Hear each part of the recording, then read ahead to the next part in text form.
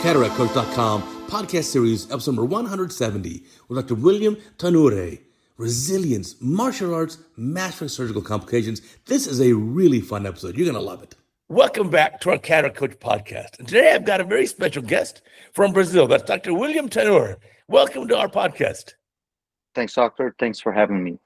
For sure. Now, we first, interacted years ago when you sent me an email about a video I produced or put on Cataract Coach, and you were surprised that I replied. Yes, I did.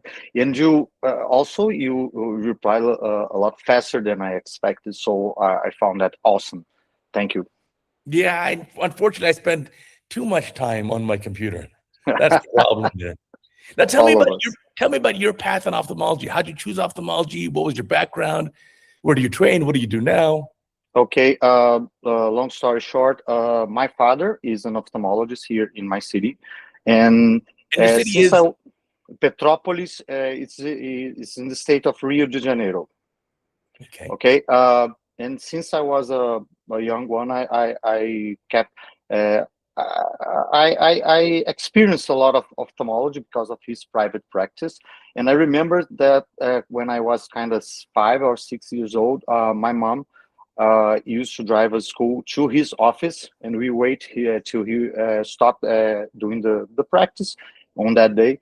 And I remember that I tended to invade his office and to play with the slit lamp. I love the joystick, and I thought, oh, this looks like some kind of video game. So, and when I asked him about the slit lamp, and he told me, oh, we use this device to examine people's eyes. So I find that awesome.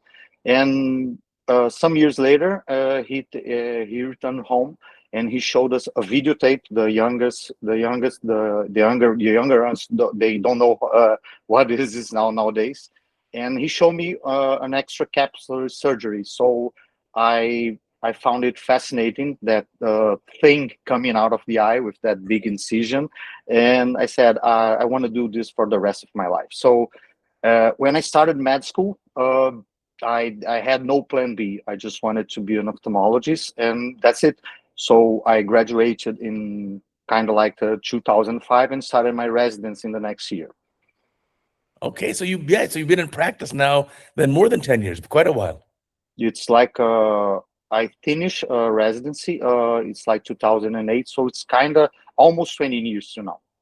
Wow, the years go by fast. Sometimes you don't realize. Yeah, a lot fast than we expected. Yeah. Right, I can't believe that I'm on the second half of my career. Right, when you're a resident, you're doing your residency, your fellowship, your training, you think, oh God, it takes forever, so many years. But when you start to practice, it goes fast. Yeah, and I think one of the many ironies we had in life is we think that the current phase we're living in is like the most difficult phase that you live in your life. But the next one is a lot harder. And when we were in residency, and it said, oh, we were learning about cataract. It was so difficult. We have to train a lot. We have to do anything, study a lot. And when you finish your residency and you went to your private practice, you find out that it's a lot harder than it. Right. I always jokingly say, when I was in my last year of training, 20 years ago more, I thought to myself, I am so ready to be in private practice because private practice will be so much easier. And of course, we think it's much harder. Yeah, we think it's kind of like a kind of paradise, but your responsibilities, they up so much. So, and you have so many more problems and so many complex problems than you had before. And I think you said it in one of your videos. One of the problems you have, you can't run to your professor now. Okay, so if you had some kind of problem in your office or in your surgical room, the problem is you don't have the professor. It's up to you to solve the problem, solve the issue. Yes, for sure.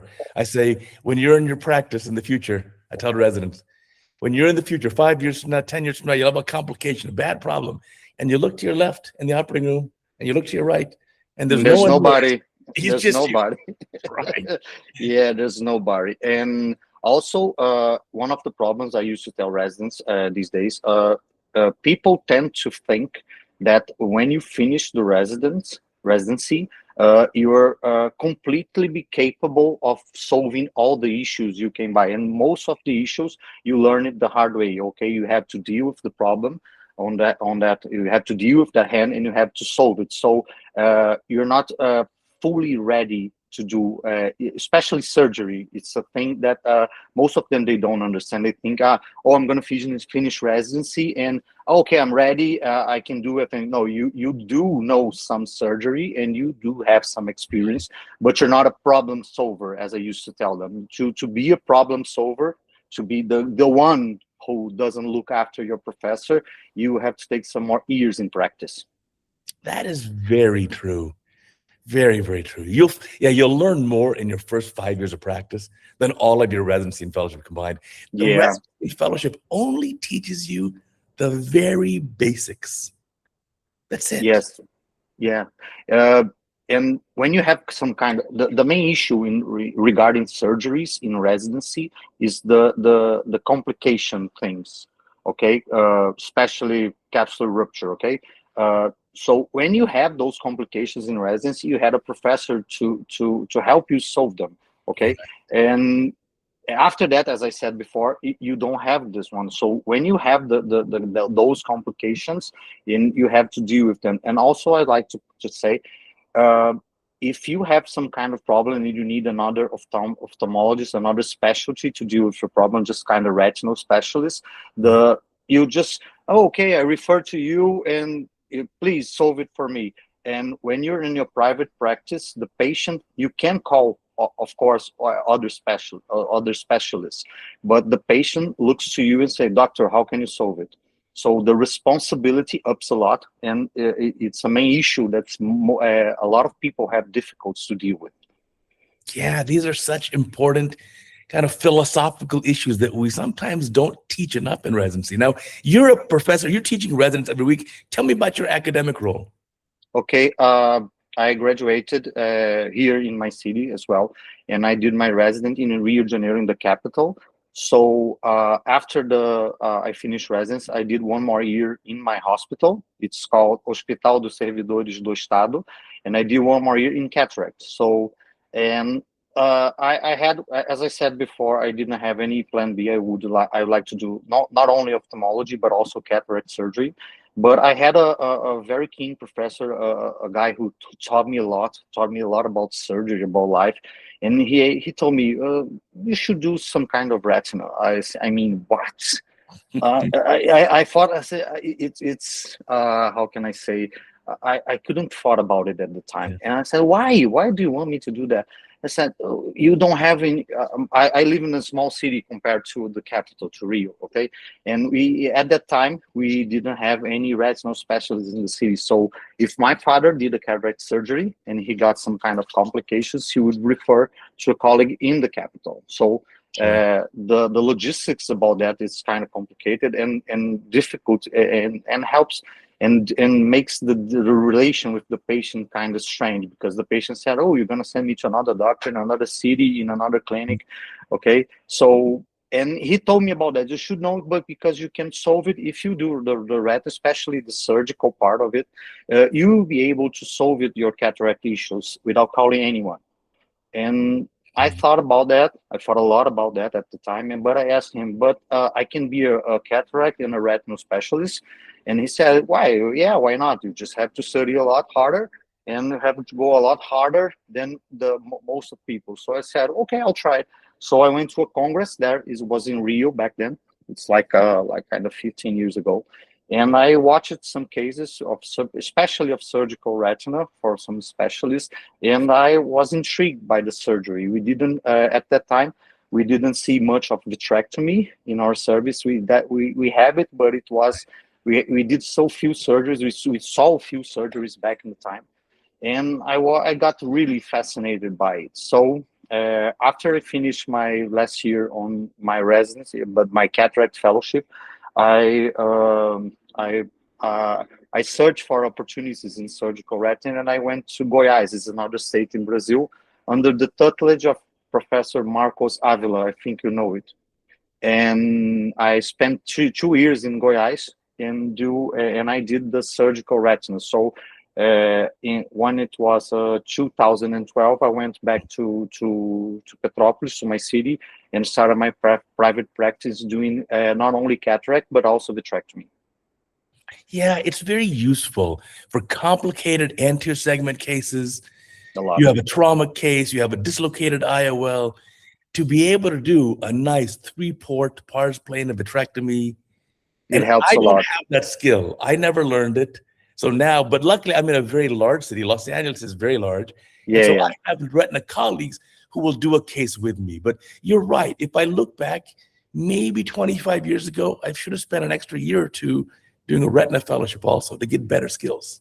Yeah, I think if you looking at other specialties in medicine, if a guy who's operating the belly, doing some kind of surgical, and he has some kind of complications, he would need to solve it. Okay, ophthalmology is very separated, and Yeah. if you have some kind of complications, just like a nucleus dropping, you need the retinal specialist. So I think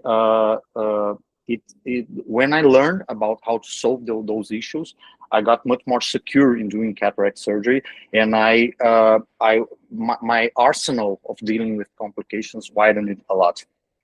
Right. Yeah, you can do a lot more difficult cases if you've Yeah. got the skill to do both anterior and posterior segment. But that's unusual. I think very few in the USA, very few cataract surgeons are comfortable doing 3-port pars plana vitrectomy. I'd say it's 1%. Yeah, that professor that I told you before, I asked him. He was a very wise one, and I told him, but vitrectomy is very difficult. Like, is it possible for me to do it? Okay, and he told me something that I've never forget. He said, if you're doing cataract surgery, if you can do a rhexis, surely you can do some vitrectomy. It's easier. I mean, what? And he said, yeah, it's easier. Cataract is the most difficult surgery in ophthalmologists. And I mean, say, no, you can be serious. People are telling about macula peeling, ILM peeling, and it looks very, very complicated. And he said, no, cataract is the most difficult, I tell you. So if you can do cataract surgery, just like you're doing now, you will handle vitrectomy as well. Yeah, I think it's too late for me. I'm after age 50. So after age 50, I think I can't do any more training. Nowadays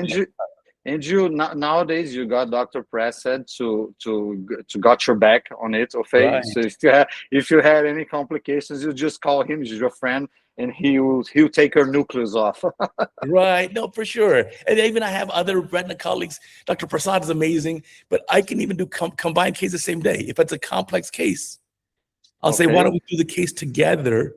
Patient's going to need a vitrectomy. The IOL is dislocated. We'll do it together. And it's you can manage that. Right. I've been listening to the Retina Rounds podcast and the Retina Rounds videos, and wow, I mean, it's just really amazing. I like how now Dr. Ehsan Rahimi and Dr. Pradeep Prasad discuss the case together. It is so good. Yeah, I've seen some kind of videos of Dr. Prasad on retinal rounds, and I think he's a very practical one. He explains with so simple with his language. I think everybody, a resident who's starting and a specialist, they can both understand it. So I think it's a very helpful. It's a very helpful channel. For sure. Yeah, he's doing a great job with that. Now, how do you spend your time between your private clinic and then with your academic or teaching the residents and fellows? Okay, basically it would be like I'm here, the main preceptor at your service. We here at the hospital, we have a section regarding the public the public system that we use to do the practice of the residents. Okay. So I would divide it like kind of 70% of my time in the private sector, and 30% of my time I deal with the residents. For I would say half and half of the time I've spent with them, it's with the clinic practice. I usually we discuss some cases. I see some patients, some complicated ones, and I also do surgery with them 1 day a week. Oh, fantastic! So with residents, you've seen in the last 10 or 15 years, they've changed a lot. Residents today are amazing. They learn so fast. They grew up playing video games. The hand-eye coordination is superb. And they watch all these videos. So by the time they come, they've seen so much. Yeah, the arsenal of them is much bigger than ours. That if when I was doing residence, when you were doing resident, probably if you wanted to see somebody who's doing a fantastic surgery, a great technique that you didn't do or you didn't know, you want to know about it, you need to go to them. Okay, if I wanted to be, if I wanted to watch your surgery, I would have no option than to fly over to United States and watch your surgery, be in your operating room. But with the technology at our hand, it's much easier. So I can watch you, I can watch other, I can watch basically anyone I like and I want to know about their technique in my home, in my living room, in my bedroom, okay, with my cell phone, with my laptop. So I think they have the technology helped them a lot. They have so much more, their difficulties are a little less than our time back then. Right, they have access to all this information. When I was a resident, I had to borrow those videotapes from Bobby Osher, who is my idol. I love him.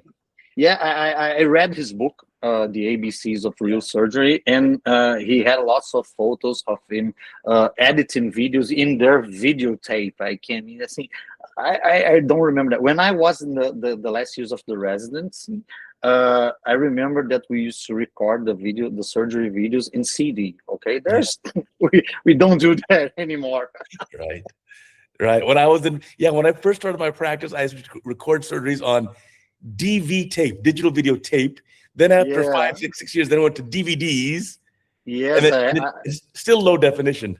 I got the DVD, so we did some surgeries back then, and we recorded it, and I watched it with my father all the time, and we discussed it. So today is a lot easier. So if the surgery is already recorded, we can put it in the net system on the computer network. Okay, so it's a lot easier. And also we have, if you want to know anything about, oh, I'm having difficulty with anterior vitrectomy. Okay, dude, just go to YouTube and watch vitrectomy basics. Okay, if you have difficult dealing with posterior capsule rupture, okay, you just go to your channel or other channel, and there's lots of options, lots of surgeries, and lots of surgeons who showing their technique and their way of solving it. Right. No, there's so much to be learned now. I think the nice part is that it equalizes the surgical education. So no matter where you are in the whole world, as long as you have your mobile phone, you can watch the video in high definition and learn. Sure, with any specialist in the world.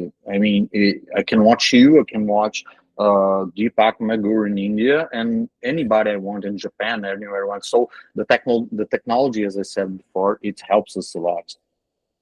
For sure. And then one of the tough parts, though, is there's so much variety.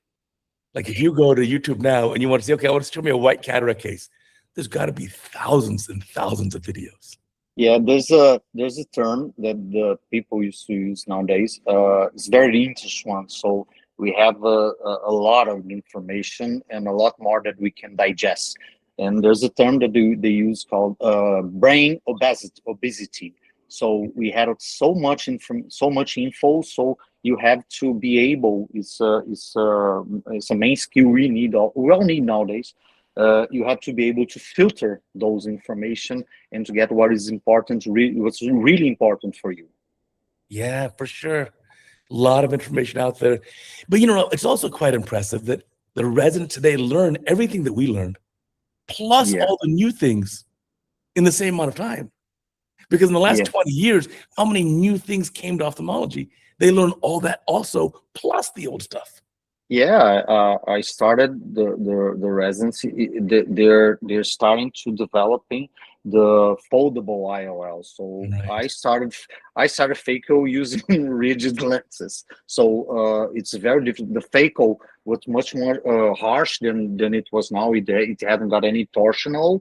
Anterior vitrectomy, nobody did it back then. Okay, we use only the venous scissor to cut it the vitreous, and you pray a lot to get that to work. Okay, so it's a lot different, and they, as you said, they're quite capable of learning those new techniques and those new tech that are disposable for us. What are the challenges, do you think, the new or young residents have these days that we didn't have? What's different? I think in one hand, they got all of these these advantages of the technology, as I said, as we said. But I think a main issue for them nowadays that probably is happening the same in the United States and here, because the the amount of med schools here in Brazil, they exploded in the last year. So we got tons of medics getting graduated year by year, and the amount, but the amount of residency spots, the residency positions, they stay much like the same. So the funnel it gets narrower, and people are having difficult to get to learn ophthalmology. So the competition about residency spots is very difficult these days here. So I think it's a main issue. And other main issue is people when they finish the residency, as I said, they are not prepared to do surgery. So they need to stick to a service that they can keep training while they're doing their private practice. And there's a lot of people who graduated residency and they stay there. So there's kind of not so much healthy competition between residents and post-residents to stay at the same place. I think in the time we're gonna have some kind of, we probably have gonna have some more surgeries in the future, and they'll have some difficult set. Also, I think the one main issue is something that bothers me a lot. When we had doubts in our past, and we asked our staff, our professors, they used to say, "Okay, you just go to the book and read it." Okay, and what I'm seeing right now, I'm seeing some difficulties for them to go after some more antique versions of getting knowledge, just like the books. They always used to ask me, saying, "Oh, I can't see. Is there any video on YouTube regarding that?" I say, "Yeah, maybe, probably." But I said, "But you just get the book and study it. Okay, it will be the active effort for you doing it will be a lot harder, and it will get you better. You are learning just like we learned back in our time." Yeah, no, that's for sure. Good points. In the U.S. also, there are only about 500 positions per year for residency for ophthalmology in the U.S. And I think the last cycle, 900 or almost 1,000 applied for it. So it's like only 50% chance of getting it. And the other problem we see here, it's the last years, the searching for ophthalmology kept rising, because you got some advantages. They always tell this joke that, oh, ophthalmologists, they earn more than the other specialists in medicine. So it's a common joke we say here. But the problem is much like the same as yours. Okay, we have so much more spots on med schools, and we don't have the proportional spots on residency here. Right. So I think it's very similar. It's a pretty common problem. In fact, if you look at worldwide data, we're not producing enough ophthalmologists for the world. Yeah, I saw that. That means we need to each become even more and more efficient. I think a lot of the Brasileiros, the Brazilians, are really fantastic at efficiency. I mean, some of these systems are amazing. Yeah, I saw recently the surgery from Dr. Quitko in your channel. Sergio. The guy this with the corneal opacity, it was a very difficult case back there. Yes, Sergio is an amazing surgeon. I went to visit him in Brazil, in Porto Alegre. Wow, yes. He's a super skilled surgeon. Very, very amazing guy. Yeah, he has a lot of experience. I think he's older than me. I think I remember him when I was a resident watching him teaching at congresses. And he's a very good one. We have a lot of I think one of the main reasons that we have so much good surgeons here is that because we're dealing with more advanced cataracts than, as you like to say, in Los Angeles. Our cataracts are harder than Los Angeles. Right. So it toughens up the surgeons. Oh, for sure.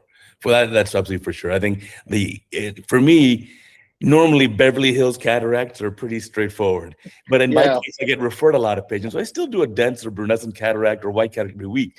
But they're like some surgeons, like you'll be in parts of Brazil. I'm sure you'll do 10 white cataracts this week. It's every day. Yeah, because we tend to think, and I usually tell the residents, saying, if you're thinking that when you finish residency you won't have hard and complicated cataracts, think again, because you're wrong. You're gonna get it.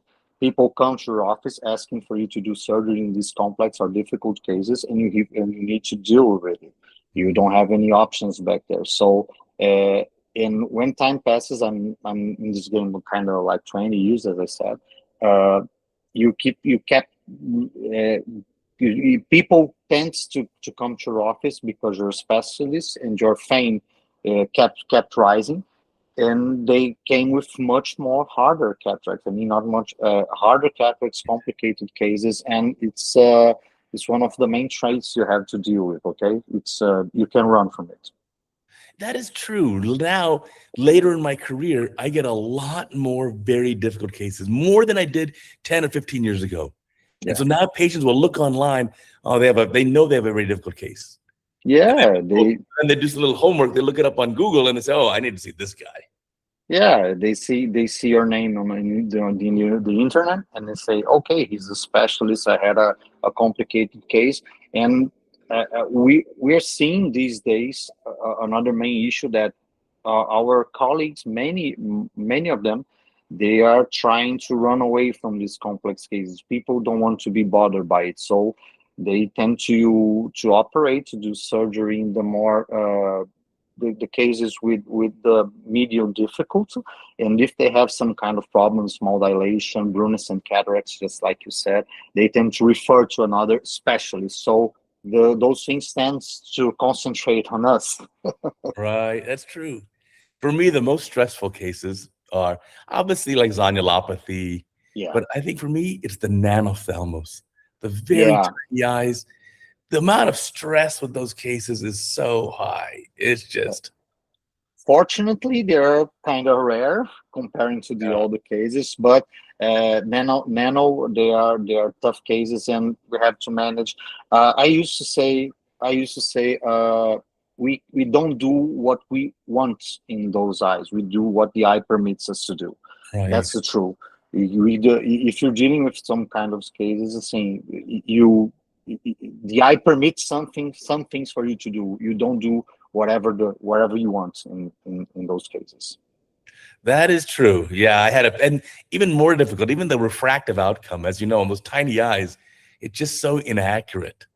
And I Yeah, had a patient I did recently, beautiful case, preoperatively +10 refraction for distance, tiny eye. IOL power was, I believe, like 38, $40. So I do the surgery, patient ends up minus 0.5. And I thought, what an amazing thing. And the patient is so upset because they're so used yeah. to myopia. Even the minus a half of myopia, they don't want. The problem is that he has the hyperopic brain. Okay, he spends all his life thinking in hyperopia, right? Yes. And he finishes the surgery with degrees of myopia. And his brain doesn't understand at all. Right. So it's interesting is that, yeah, now this patient wears glasses. He wears glasses. He's minus a half, but he overcorrects himself. So he ends up being plus a half. Yeah, the same thing happens with high myopia. If you operate a patient with a high myopia and he finished the surgery with some residual hyperopia, even if it's a smaller one, he will hate you for the rest of his life. Very, very true. Yeah, he'll hate you. Well, the hyperopic one also, you got to remember, this caught me years ago. I made this mistake. I didn't explain to the patient ahead of time enough that you're wearing +6 or +8 glasses. Everything is big. When you look, you have the magnification. When I put the IOL power in your eye, even if you end up plano, ametropia, or plus a half, you're going to lose the magnification. It's going to be normal size. Yeah, So he's going to say to me, they say, I'm happy with the vision, but they say, everything looks small. Yeah, he's going to see smaller things right now because he spends all his life doing living with those glasses, and he sees the image is bigger, right? It's a problem. Yeah, I think half of what we do is just trying to meet expectations of the patient. Yeah, I people used to there's a term that we are also familiar. It's called the chair time, right? Okay, you Yeah. need to spend some time in your chair with the patient, explaining him about, and this minimizes a lot of problems in your practice, right? And I used to, I tend to use another expression. I tend to use the share time. You need to share your time with the patient, okay? Mm, Because our lives are so, we're so occupied. Our practice is so busy, so we tend to think that the patient understands the surgery just like we did. So if right. we don't explain it well to the patient, they kept returning, complaining. Okay, I didn't know about that. We didn't know about that, and it complicates things a little. Yes, for sure. I think we gotta spend enough time to really set appropriate patient expectations. I think that's Yeah. really an important part of it. Now, Yeah. what advice do you give? You're training the young residents and fellows now, and they're going to start practice. What's the best advice you can give to young ophthalmologists who are just starting their private clinic or just starting their career? Um, the those who are starting, I would tell them that just simply don't quit surgery. We think that people tend to go a lot well in surgeries, and especially in cataract, when we don't have any kind of complication. But the complications will arrive as well, even if we really don't want it. Right. And what I'd like to tell them is that they don't quit. If you learn to endure the pain of dealing with complications with difficult patients, you will grow and you learn to deal with it. So I think the main difficult thing for us to continue is not the general problems we used to say, but the problem of keep going and enduring the pain, because even us we have who like, which have a lot of time doing surgery, we deal with those kinds of problems. We have complicated patients in our private practice, people who were starting. They used to think, okay, their office is perfect, they don't have any problems, their life is peachy. Okay, but it's not like that. We have problems, and I think I have much more problems than I had when I started, because I take much more responsibility dealing with complex cases. So what I used to say to them is to the younger ones who finish the residency is just don't quit, learn to deal with the pain, because you will grow and you get stronger mind, especially with your mind, and to deal with those cases. So I think this is the most difficult issue, because I see a lot of people who don't want to do that. They're disencouraging the younger ones. Okay, oh, don't do that, don't mess with that, you get a lot of complication, don't bother with that, refer to anybody. And I used to think differently, saying you need to take up a responsibility and deal with that. If you're having a difficult case, if you need help, I can help you dealing with that, but you have to take responsibility for that, because as I said before, we in residence, if we have a complication, we just refer to the specialist in retina, we refer to the specialist in glaucoma, or the corneal specialist. It doesn't matter, but we tend to refer, and we kept going. In the private practice, we can have this luxury. Okay, if you had a problem, you can refer. Okay, but the patient will only remember you because it was you who did the surgery. Right. That's so true. Yeah. That's very challenging. Certainly, the first few years of practice are going to be much more difficult than you imagine. When you're a resident, there's so much hand holding, so much safety net. When you start your Yeah. practice, you don't have that. Yeah, I think the main issue is for you to get a proper plan for you to start. Okay, of course, if you can deal with such complex cases, if you're doing a difficult surgery, uh, of course you get hammered. Of course, you had a higher chance of getting complications. So when you do those cases, you need to get a more experienced friend or a more experienced colleague near you. Okay, and also I'd like to play and say the best thing for you to do is be a friend with a retinal specialist. You never know when you're gonna need them. All right. That's for sure. That's what I say. Share the love and share the liability with your Yeah, yeah, yeah, but that's very true. There's some hard lesson to be learned. I think I realized that in life, every year is a little bit more difficult than the previous year. I'm Yeah. still waiting for the years where maybe this year will be easier than last year. It doesn't happen. No, the golden years, they're past. Okay, the best moment in your life. You think you're not getting any difficulties. Oh, this year's gonna be awesome. I won't get any problems. But you're wrong. You're getting more problems. And problems, they come up with the amount of responsibility you take for your life. It's not Right. only applied to ophthalmology or medicine. I think it is applied to life. The moment you take more responsibility for it, the more complex and the more amount of problems you're going to get. So it's a trait that we all have to deal with. And uh, I think I used to tell, I can tell, also, I also tell the residents the same.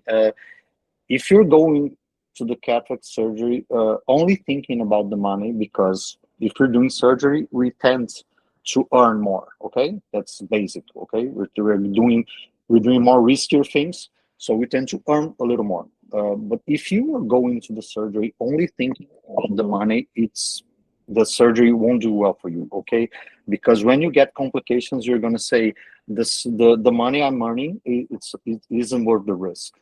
Right. The risk is greater than the money. But if you're thinking about the perks that you can gain with the surgery, with you getting a strong mindset, you're dealing with the sense of responsibility, with your ownership, dealing with those problems.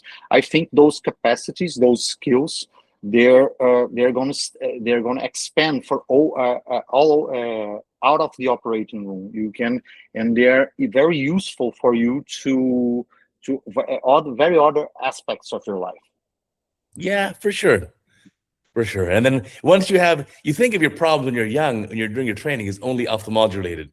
But the next thing you know, you've got personal issues, you got the family issues, you got a Yeah, girlfriend issues. Next thing you know, you have to buy this house, you have to go into debt. Next thing you know, you have some kids. Now the kids are a lot more work. Next thing you know, you yeah, start getting older. Now you become presbyopic. Oh, when presbyopia hit, yeah. It's what's happening that? to me now. It's happening to me now. Right. I Right. understand a lot. I'm starting to widen up the arm to read, and people are playing with us. Okay, and we have to deal with that. And the problems are getting just bigger by the time. I think I always reflect about the issue of problems, and I think if you're thinking that peace, to have peace in your life, it's not having problems, you're going the wrong way. I think the best path for peace would be for you to understand that the problems are going to come, whether you like it or not, and you have to become more stronger to deal with them, and you have to have a strong philosophy to deal with them. I think it helps a lot, not only in ophthalmology, but also in in life as well. Yes. Right. The goal is not having no problems because that's impossible. The goal It's is impossible. being able to deal with the problems that you have. If you look at people who are quitting or quit surgery, you Okay. can see a pattern very specific. I think you see those they had a complication in a difficult case, so they short their bar. They're doing easier surgeries than they Mm. did before, but in in the meantime, they had a complication in those easier surgery or their more common surgeries, and they lower the bar again. So there comes a time when they're doing the most common and routine case, a soft cataract, a good dilation, and it will happen for you to have a complication also in these cases. So they opt out the surgery, and they chose to do the most easier path, who is what? Not to do the surgery. Right. Okay. So the problem is, if you kept going this path, you're going lower your bar of difficulty dealing with every aspect of the problems in your life. Okay. You're going to be at your medical office, and you're gonna, oh, I won't do any cases regarding advanced glaucoma. Okay, I won't treat those patients. I won't instill drops to dilate the pupil, because I can have acute glaucoma. Okay, Right. so you're going to lower progressively, you're going to lower your bar, and you're going to do much more easier things. So I think the easier path, oh, I'm sorry, right? Yeah, the easier path is not the right answer. The easy way out to lower your standards is not what you want. uh, because I'm not asking people to do residents, young residents or young post residents, to do the most evil and complex cases, just like the nano that you said before. What I'm asking is you need to do progressively much a little more difficult, and those progressive little more difficult will help get you better. Okay, nobody's asking you to do an eye with without dilation, for example, or Right. nobody's asking you for do a case with zonulopathy. Okay, but we're asking you to, okay, just kept going doing some difficult things and you get better by the time. So if you increase progressively the difficult in the surgeries, uh, we can make them better. I used to quote a teacher that I had in residency. He was awesome, and he said, uh, there was a colleague of mine who she was the most courageous one. He do it everything and anything. He wouldn't back off any. She wouldn't back off anything, and that guy, everybody loves her, everybody admires her. She was so courageous. And that professor of mine, he used to say, I don't like her technique. He was the only one. I mean, and I asked him, why don't you like it? She's so, because she doesn't have any fear at all. And I said, but isn't that a good thing? Do not have fear. And he said, of course, if you have full fear, it will be a problem for you to deal with surgery. But it's important for you to have a little bit of fear, because that little bit of fear that we all have nowadays, okay, that little bit of fear keeps you sharp in the surgery. It makes you less arrogant. It makes you a bit more attentive in the surgery and make you commit less mistakes. So I completely agree with him about that little bit of fear. And I tend to teach people about the importance of you having that small little bit fragment of fear. That small little bit, it helps you a lot to get less arrogant, to be more attentive, to be more active in your surgery, paying attention. That is for sure true. You have to have a little bit of fear, a A little little. bit of caution. If you have zero fear and zero caution, you're going to actually get in a lot of trouble. I think there's another lesson that you can learn in surgery is everything that runs in the extremes, it's bad for us. Okay, if you are operating an eye with a high myopia, people with like 20 degrees of myopia, people tend to think, oh, that's an awesome eye to operate. There's a lot of space in it. Okay. And it's not much kind of that. The problem is that their eyes are so deep that you have difficult to do fractured, or you to sculpt the groove, or even you to do the rexes. Okay, the same thing applies to the other extreme, just like the nanophthalmos that you said. Okay, those tiny eyes, small dilation, difficult to get spaces. Okay, so in the eye, everything that's too much tends to complicate things a little. Mm-hmm. The extremes. Yeah, I think. Yeah, I know for sure. If it's extreme, that's an issue. But yeah, I like your idea that you have to push yourself a little bit. It's kind of like going to the gym to lift weights. You Yeah, can't, totally. you have to grow, to get stronger and have bigger muscles. You have to push yourself a little bit more every time. Uh, I'm a big fan I'm a big fitness fan. I frequent a lot of gym, and I think there are many analogies or many parallels we can draw between weightlifting, as you said, and cataract surgery. Okay, first of all, you can grow your muscles without failing them. Okay, if you are a weighting lift and you don't fail, then you can make the muscle. You're gonna get difficulties getting hypertrophy in Yeah. those muscles. Okay, so but if you put it such a way that you can handle it, okay, it won't do well for you, because you won't be able to lift it. Okay, Right. so the main issue is, if you can increase just a little the difficult, and is the thing I love to do with the residents, especially the older ones. They're operating, and I'm in the room and I'm just smiling, looking at the surgery. I didn't enter yet. And when they're getting the trypan blue, I said, no, you won't use that. But I get them in surprise. It Mhm. helps a lot. They're so frightened when you said that. And I said, okay, now you're doing a spirorexis.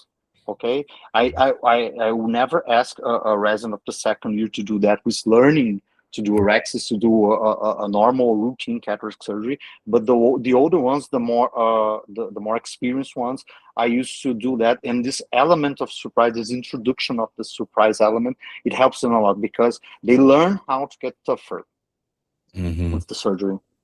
For sure. Absolutely. That's a really great analogy there. Now tell me about what else are your other interests outside of ophthalmology? I know you're very athletic. You're also into martial arts. Yeah. I practice karate since I was 15 years old, and now I'm a black belt instructor with them. And I started for like 4 years ago judo because I wanted to learn another martial arts.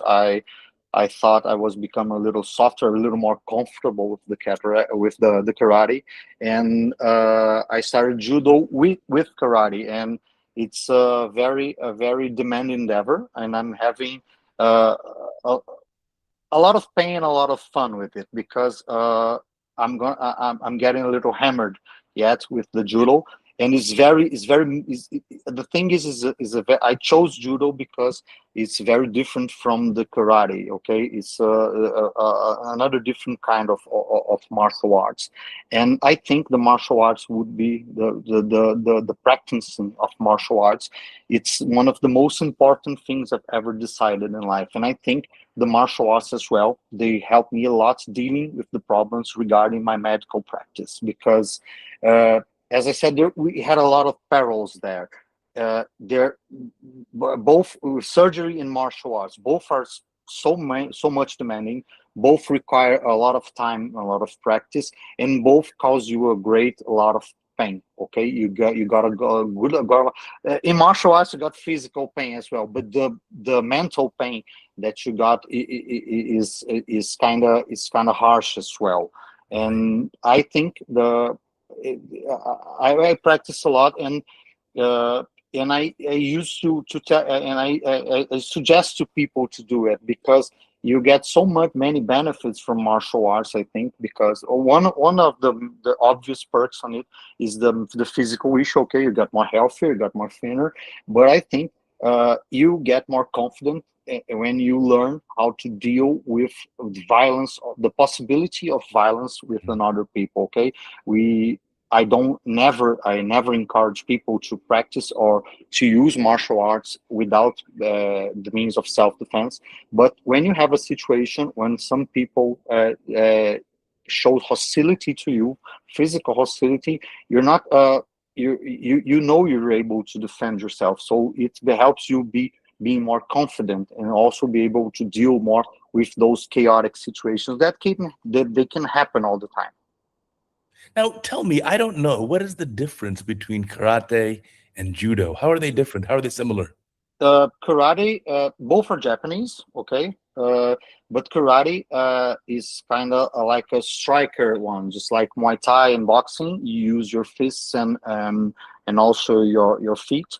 You can use elbows or knees, but judo is we call the judo style with the grappling. Okay, it's like jiu-jitsu, the Brazilian jiu-jitsu. So, but judo, you don't fight it only on the floor. You get to pick up your opponent and throw him. Okay, so judo, yeah, the jiu-jitsu, how can I say, the jiu-jitsu, he evolutes after the judo because the judo creates the style of the defense in the floor. Okay, I chose judo because it's a very different martial arts from karate, and I thought the challenge was up for me, and I tried to. The striking one I think would be easier, like boxing or Muay Thai, so I chose another one to get out of my comfort zone. Wow, that's great. Like same way you like cataracts, and you say, I'm going to do some retina training now. Yeah. Very similar, a lot of parallels.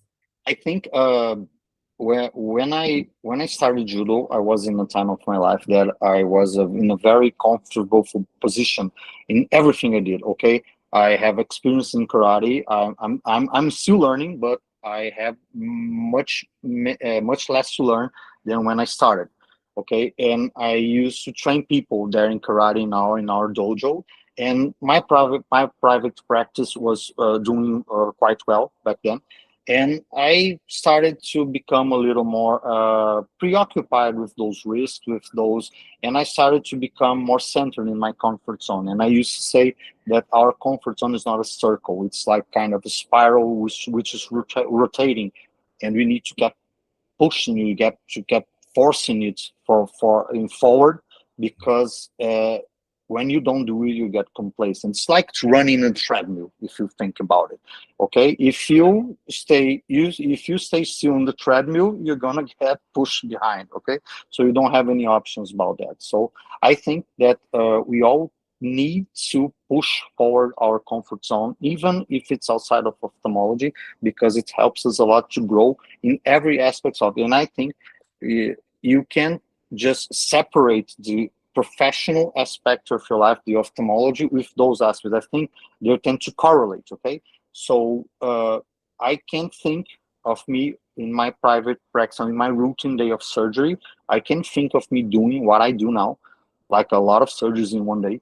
I can think about doing that without some physical help, or I can think doing that without being physical fit to do it. So if I back in the day when I was a little fatter, when I was a little comfortable, I did a lot less of surgeries in the day, and after I finished it, I just collapsed in my bed and said, okay, the day's over now. With my training, with my physical training, I can endure the day as well. And I hit the gym just after it. Okay, I can handle it. Okay, so I think the physical aspect is so much important. Also, you can have mental fortitude, you can have mental resilience without training hard. You can have it without having a good physique. It's not much. It's not a question of aesthetics. Okay, you need to do it because both are correlated. You can have a strong mind with a weak body, and the inverse as well.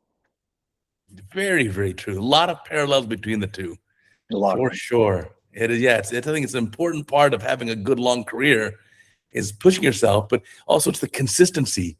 The same way, you don't just go to the gym once in a while.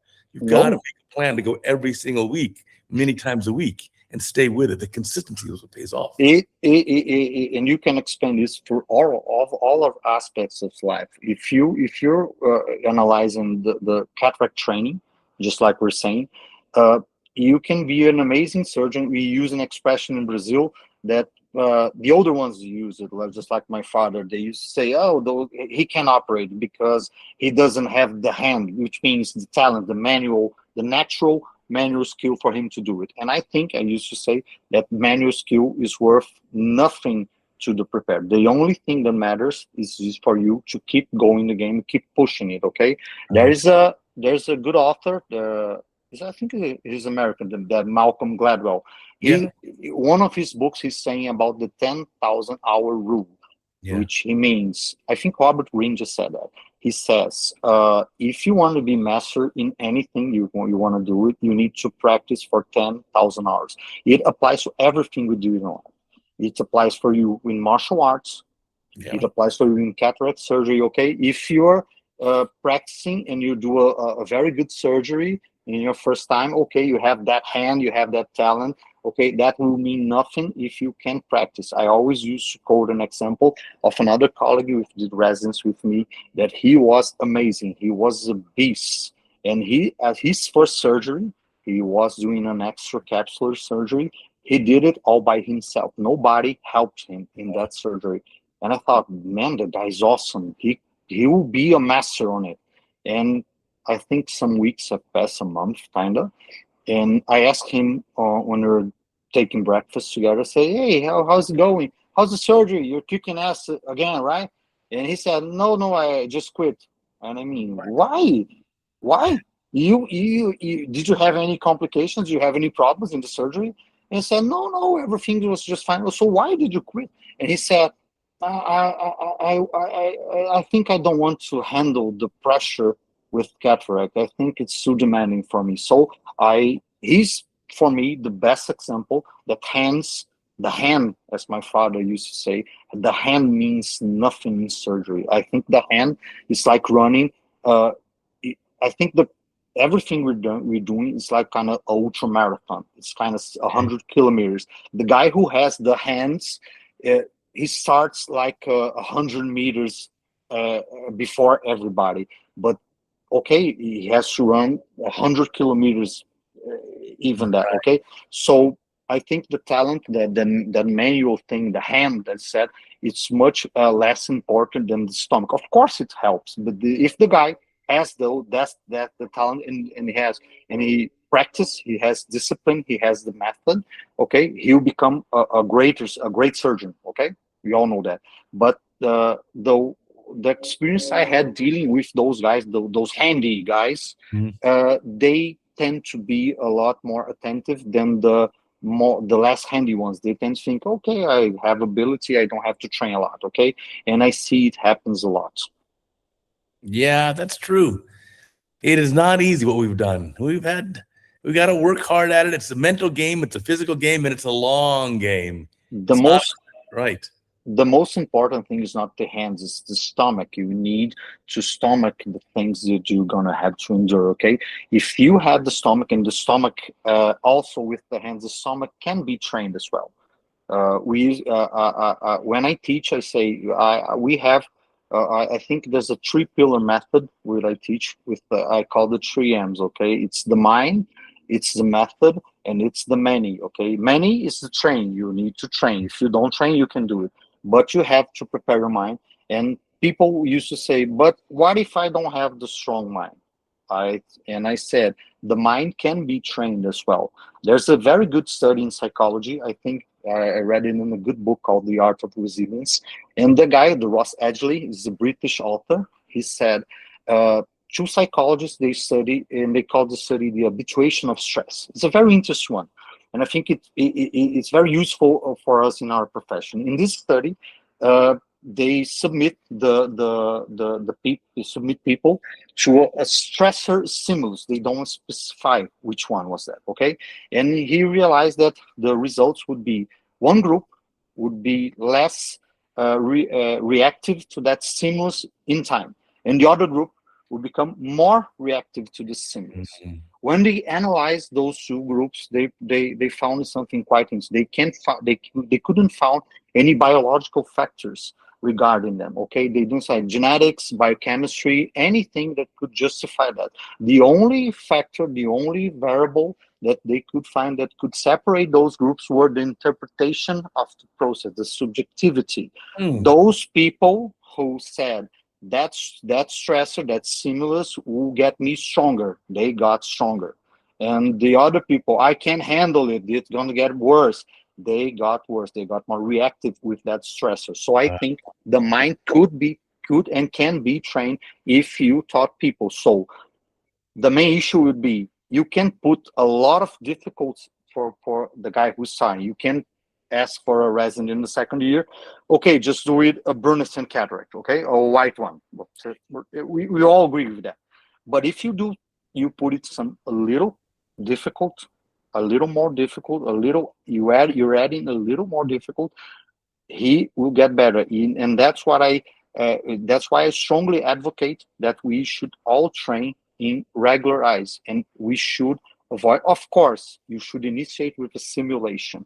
But the main problem with the simulation is you don't have any risk regarding it. So if you rupture the capsule, okay, you should try it. I also start with simulation with them. Okay, but if you had a complication, what's the setback? Well, you don't have any consequence of that. Okay, you don't have to see the patient the day after, right? You all know that. But if you put the resident doing a little more difficult step than that he did the last week or the day before, he will get stronger by the time. So if you progressively increase that difficult, they will get better, and they will learn to train their mind to be stronger. So I think the method that mostly works is you prepare the mind for the resident.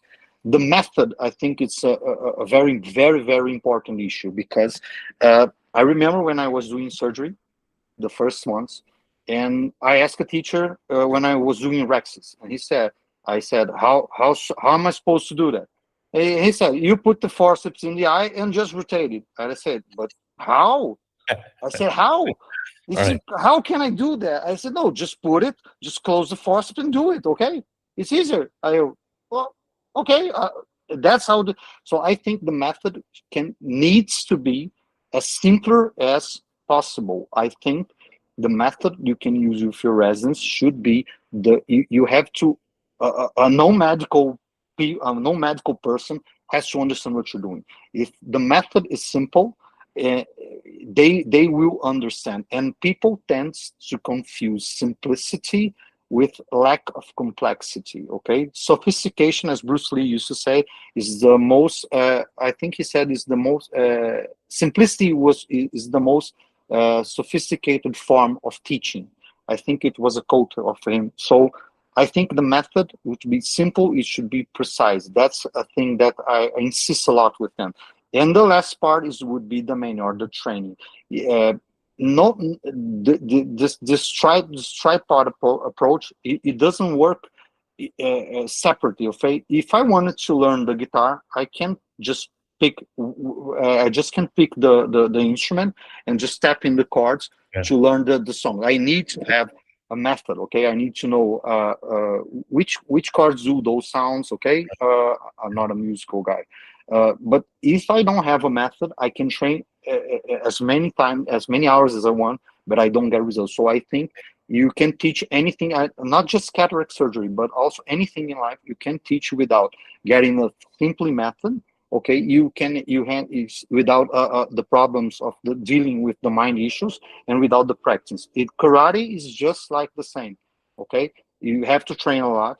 You have to prepare mind, because you're gonna get punched, you're gonna get kicked. So you need to deal with that, because it's horrible, and it's nobody likes to be punched. Nobody likes to get kicked. Okay, if you are getting kicked, it will affect you. It will make you weaker. So why in the training, when I'm dealing, suppose, with a white belt, and he looks at me with my black belt, and he's completely frightened. He's completely scared. The first thing I do with him is just keep calm, and we're gonna keep fighting. You don't get hurt, don't you worry. And we trade some punches and some kicks, but very slowly, for him to get used to. In the Right. meantime, he's gonna get evolution. He's gonna get better. He's gonna get much more darker belts. And when he gets to the brown belt, or even a purple belt, is much more advanced. Then we keep pushing him with more strength, with more speed, and but his is already used. If you get that white belt, and I started a fight with the same intensity as I do with my master, okay, he will collapse and he'll never return to the dojo. So it won't work. So same way with the resident. Don't start off with the small pupil, suit No, exfoliation, granulopathy, brunescent cataract. Don't start with that. no, that's a bad idea. Well, this has It's a been bad such a idea. great time talking to you. What great bits of advice you have here for young doctors. It's really been, I can't believe we've been talking for more than 1 hour already. Yeah, just this kind of 1 hour. I think, Uday, that our main issue is for us to teach the residents the way, fulfilling the flaws that we didn't like in our time. And I used to think that here in Brazil, as you said it before in one of your videos, we had some times when we don't have any professors teaching with us. We had the resident plus, the plus resident with me in the cataract. So my main philosophy teaching is I don't do with them what they did to me, okay? And it works a lot, and they like it a lot, because they're getting help, and they're getting the proper orientation in that. I think you're doing a great job. It's really been an amazing time talking to you. Thank you for taking the time to spend talking with us on the podcast. Thanks so much for having me. I want to remind our listeners and viewers, remember, we got a new CataractCoach podcast every Sunday on Apple, Amazon, Spotify, Google, wherever you find a podcast. Of course, you find the CataractCoach podcast. We have a new CataractCoach video every single day, coming up to video 3000 July, so it's coming very soon. And of course, check out our sister channel. We talked about Retina Rounds with Dr. Pradeep Prasad, where we have podcasts, but also videos so you can learn retina surgery. So until next time, I'll catch you later.